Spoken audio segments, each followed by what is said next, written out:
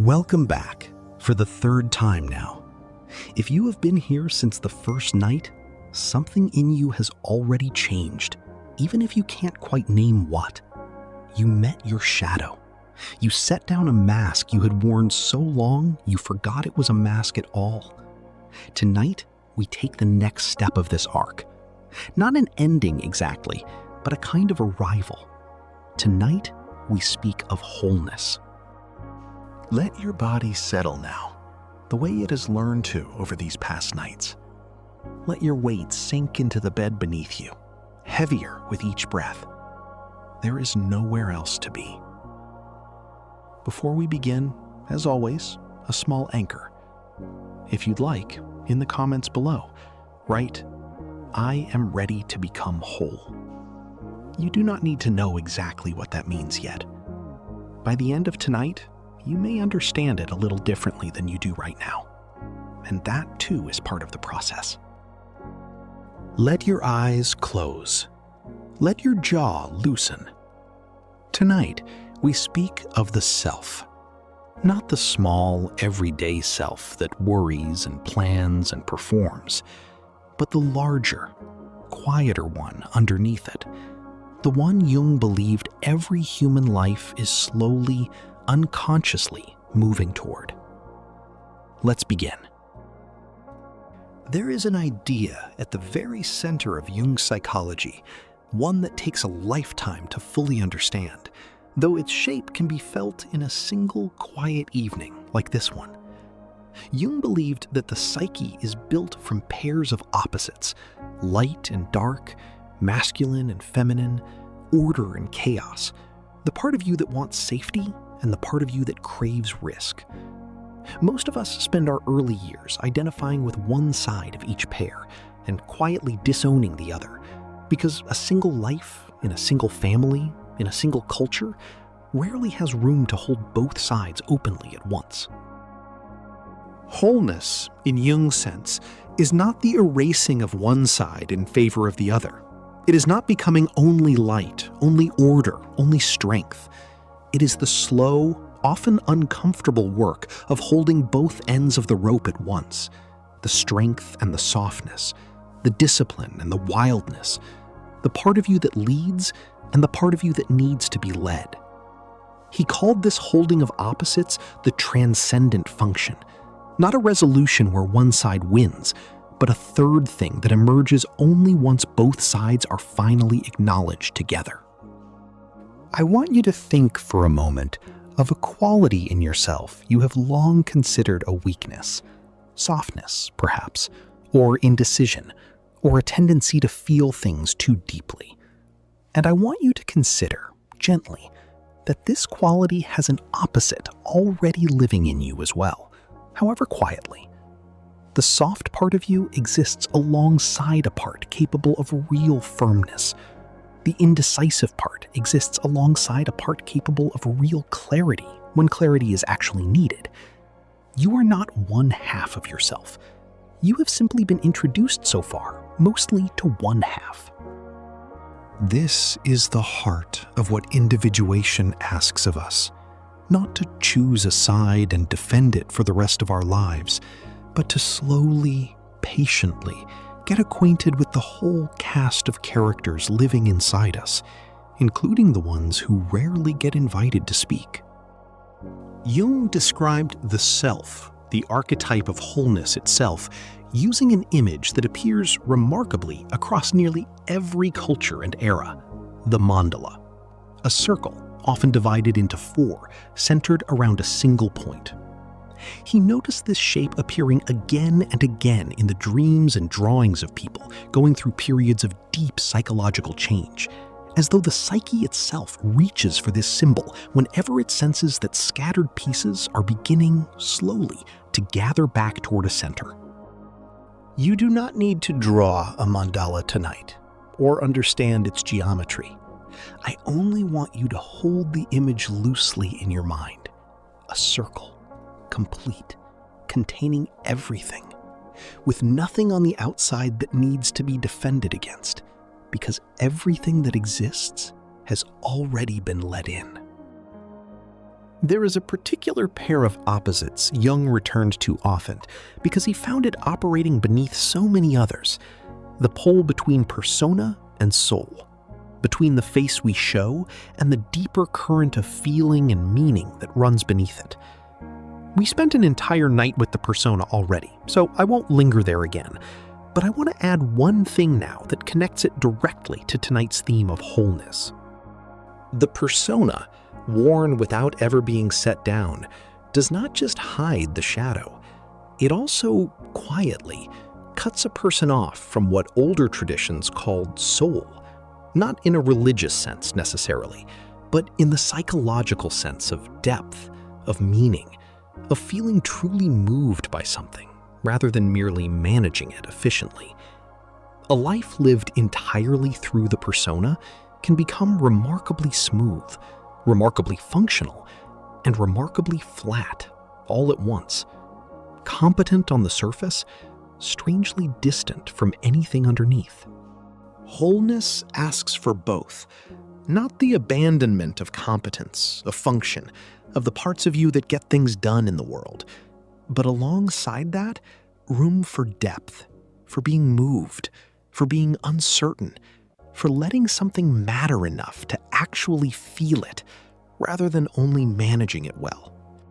Let us also speak of the opposite pole between the masculine and feminine principles, as Jung described them, not tied strictly to gender, but to two different modes present in every psyche, regardless of the body it lives in: the active, structuring, goal-directed mode, and the receptive, feeling, relational mode. Most cultures reward one of these more visibly than the other, and most individuals, shaped by their particular culture and family, learn to lead with one while quietly neglecting its partner. Notice gently which of these two modes you have leaned on more heavily across your life: the structuring, achieving, driving forward mode, or the receiving, feeling, relational mode. Neither is superior. Both, fully present, make a whole person. Only one, relied on exclusively, eventually produces exhaustion, because half the instrument has been left unplayed. Let us speak, too, of the cost of only ever identifying with one half of any pair. When we live entirely on one side, always strong, never soft, always giving, never receiving, always composed, never chaotic, the disowned half does not vanish. It waits, as we discussed on earlier nights, in the shadow, and it tends to erupt, eventually, in exactly the moments we can least afford it. The composed person who suddenly cannot stop crying over something small. The giving person who suddenly, shockingly, resents everyone around them. The strong person whose body, finally, simply gives out. These are not failures of willpower. They are the psyche's own method of insisting on balance, when balance has been withheld from it for too long. Individuation, in this light, is not a luxury or a spiritual accessory. It is closer to a maintenance requirement, the ordinary, necessary work of keeping the whole system from eventually breaking under the weight of its own one-sidedness. Let your breath settle now, low and slow. In for 4, out for 6. Whatever half of yourself you have been standing on your whole life, know that the other half is not gone. It is only waiting, patiently, the way it has always waited, for an evening exactly like this one. Part 2. Walking the Spiral, the Practice of Wholeness. Individuation is often pictured as a straight road, a path leading step by step from a fragmented beginning to a whole ending. But Jung himself described it differently. He believed the journey is closer to a spiral, circling the same central themes again and again across a lifetime. Each pass a little closer to the center, each pass revealing something the last time around wasn't yet ready to show you. This matters because it means the fact that you are still working through something, still meeting the same fear, the same old wound, the same familiar pattern, even after real effort to change it, is not evidence of failure. It is evidence that you are further along the spiral than you were the last time you circled this particular point. The thing may look the same from a distance. Up close, if you look carefully, you are meeting it with a little more awareness than you had before. I want to offer a gentle correction to a belief many people carry about growth, one that quietly makes healing feel like failure whenever old feelings resurface. Growth does not mean a feeling, once felt and understood, never returns. Growth means the feeling, when it does return, is met with more room, more compassion, more capacity than it had the last time it arrived. The wave is the same wave. The shore has simply grown wider. Let us speak of what Jung called enantiodromia, a long word for a simple, ancient observation, that anything pushed to its extreme tends, eventually, to turn into its opposite. A person who suppresses anger for years may eventually erupt into rage disproportionate to any single event. A culture that prizes order above all else may eventually produce chaos it cannot contain. A person who has spent a lifetime being endlessly agreeable may in later years become suddenly, surprisingly difficult, not out of malice, but because the disowned half has finally run out of patience for being ignored. Tonight, I want to offer you a way to meet your own extremes before they meet you unexpectedly. Consider, gently, which quality in yourself you have pushed the furthest, perhaps toward relentless positivity, perhaps toward constant self-sacrifice, perhaps toward an identity built entirely around being the reasonable one, the calm one, the one who never asks for anything. Wherever you have pushed hardest in one direction, that is precisely where the opposite has been quietly gathering pressure, waiting for its turn. You do not need to swing wildly in the other direction to correct this. That is not the invitation. The invitation is simply to let a little of the opposite back in, deliberately, in small doses, before the psyche insists on delivering it all at once, without your consent, at a moment you did not choose. Tonight, I want to offer you a way to meet your own extremes before they meet you unexpectedly. Consider, gently, which quality in yourself you have pushed the furthest, perhaps toward relentless positivity, perhaps toward constant self-sacrifice, perhaps toward an identity built entirely around being the reasonable one, the calm one, the one who never asks for anything.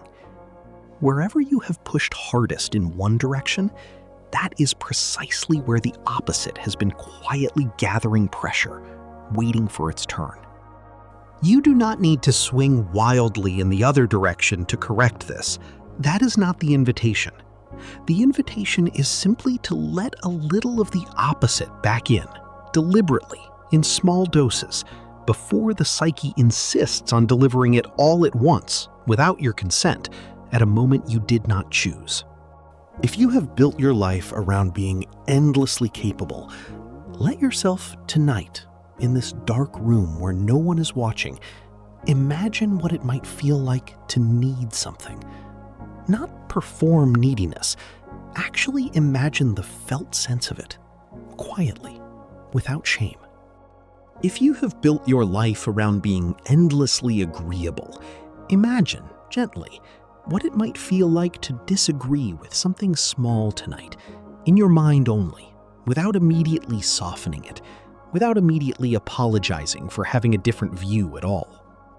If you have built your life around relentless positivity, let yourself imagine, just for a moment, what it might feel like to simply say, "Today was hard," without adding a silver lining, without rushing to reframe it, just letting it be, plainly hard. These small, imagined visits to the opposite side of yourself are not betrayals of who you've built yourself to be. They are deposits into a part of you that has been running on empty for a long time, quietly, without complaint, until now. Let us speak too of a particular obstacle that tends to appear on this spiral path, one Jung noticed appearing in his patients again and again, and one worth naming plainly tonight: perfectionism. The belief that wholeness means the absence of flaw, rather than the presence of everything, flaws included. This belief, understandable as it is, quietly works against the very wholeness it claims to seek. A whole person is not a flawless person. A whole person is a complete one, containing contradiction, containing unfinished work, containing days that go badly alongside days that go well. The demand for flawlessness is, in a strange way, just another mask, one more refined and more exhausting than any we discussed on the second night, because it promises that peace is available only after every rough edge has been sanded away, a finish line that, notably, never actually arrives. I want to offer you instead a gentler measure of progress. Not have I become flawless, but am I a little more able tonight to hold my own contradictions with some tenderness, rather than immediately trying to resolve them or hide them? That question can be answered honestly, even on a hard day. Flawlessness cannot. There is also a quieter obstacle worth naming: the fear that becoming whole means becoming unrecognizable to yourself and to the people who have known you a certain way for a long time. This fear is not unfounded. Genuine integration does change a person, sometimes in ways that surprise the people around them, and even the person themselves. But I want to offer a reassurance here, gently, because it matters. Becoming whole does not mean becoming someone else. It means becoming more fully who you already were, underneath the parts that got cut away for safety. The people who loved the truest parts of you will often recognize this change not as a stranger arriving, but as someone long missing, finally coming home. There is a final piece of this practice worth naming before we move toward tonight's closing teachings. The self, as Jung understood it, is not a destination you arrive at and then remain at forever, finished, complete, done with the work. It is closer to a center of gravity, something you move toward, drift away from, and move toward again, across the whole of a life, never quite fully arriving, and yet, each time you return to it, a little more at home in the return. Let your body settle further now. Let your breath continue its own rhythm. You do not need to finish tonight's work by morning. No one finishes this work. The spiral continues, gently, for as long as a life continues. And that is not a burden. It is simply what it means to be a living, changing thing, rather than a finished, static one. Part 3. Stoic and Buddhist Wholeness. The Stoics had their own word for the wholeness we've been circling tonight. They called it living according to nature. Not nature in the sense of wilderness, but nature in the sense of your own true constitution, accepted fully, neither exaggerated nor denied. Marcus Aurelius reminded himself, often, that a fig tree is not ashamed of producing figs, and a vine is not ashamed of producing grapes. Each simply expresses what it actually is, without apology, without pretending to be an oak or a rose. Tonight, I want you to consider what it might mean to stop apologizing for your own particular nature. The parts of you that are sensitive or intense, or slow to warm up, or quick to feel everything at once. These are not flaws to be corrected into some more convenient shape. They are simply the fruit your particular tree produces. A fig tree does not need to defend its figs. It only needs enough soil, enough light, enough time. The Buddhist tradition offers a companion image here, one we touched briefly on an earlier night. The idea that the self is not a fixed, solid thing, but a flowing process, more like a river than a stone. Wholeness, in this light, is not about assembling a permanent, unchanging identity once and for all. It is about becoming comfortable with the flowing itself, trusting that the river is still the same river, even as the water within it is never the same water twice. Let this thought settle. You do not need to have finished becoming yourself. You do not need every piece assembled, every contradiction resolved, every opposite fully integrated, in order to be, right now, tonight, already whole, in the only way wholeness actually exists, as an ongoing motion, not a finished product. Let us pause here and move through the body once, slowly, gathering together everything these 3 nights have touched, before we let the final stillness take hold. Bring your attention to your forehead, where the shadow was first met on the first night, the place that used to hold vigilance, watching for danger even in safe rooms. Let it soften now, smooth, unguarded. Bring your attention to your jaw and throat, where the mask lived on the second night, the practiced expressions, the swallowed words. Let them rest, open, undefended, nothing left to perform. Bring your attention to your chest, where opposites have lived tonight, side by side, the strength and the softness, the giving and the needing. Let your chest rise and fall around both, without needing to choose between them. Bring your attention to your jaw and throat, where the mask lived on the second night, the practiced expressions, the swallowed words. Let them rest, open, undefended, nothing left to perform. Bring your attention to your chest, where opposites have lived tonight, side by side, the strength and the softness, the giving and the needing. Let your chest rise and fall around both, without needing to choose between them. Let us practice, briefly, a closing gratitude for the whole of what these 3 nights have offered. Not gratitude for arriving somewhere finished. We haven't, and we were never going to. But gratitude for the willingness to look, for the shadow met on the first night, for the mask set down on the second, for the quiet, ongoing spiral we've walked tonight. Each night, a little more of you has been let back into the room. That alone, regardless of what remains undone, is worth acknowledging. Final descent. The circle completes itself. We have walked 3 nights together now. The shadow met without flinching. The mask set down beside the bed. And tonight, the slow, spiraling path toward a wholeness that was never actually missing, only waiting to be recognized. Feel your body, heavy against the bed. Your heels, your legs, your lower back, your shoulders, the back of your head. Let every part of you settle, the way the pieces of a mandala settle around a single quiet center. Before stillness takes its final hold, let us picture, one last time, the mandala we spoke of earlier. The circle, the center point, everything gathered in.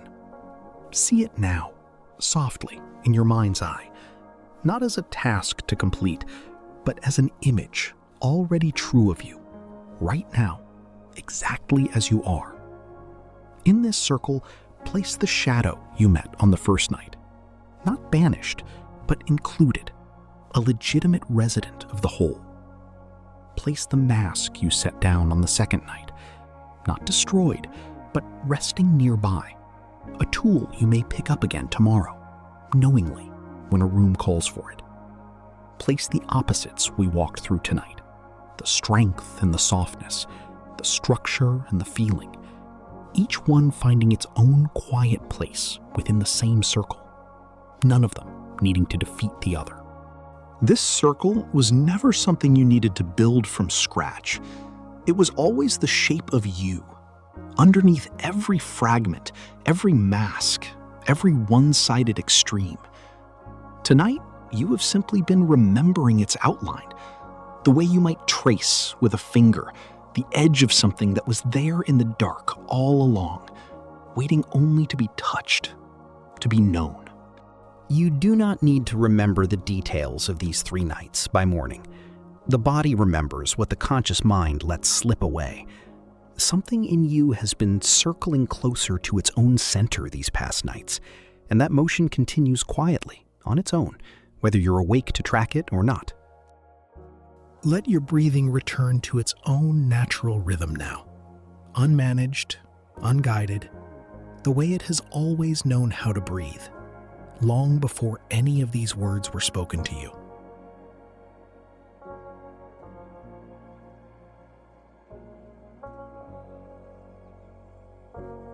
All things rise and fall. The self that felt fragmented this morning, the self that will wake tomorrow, already a little further along the spiral. Both are the same river, flowing, changing, whole, exactly as it is, in every moment of its flowing.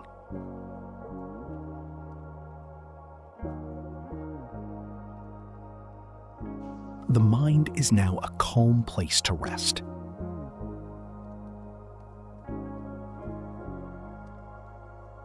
Rest now.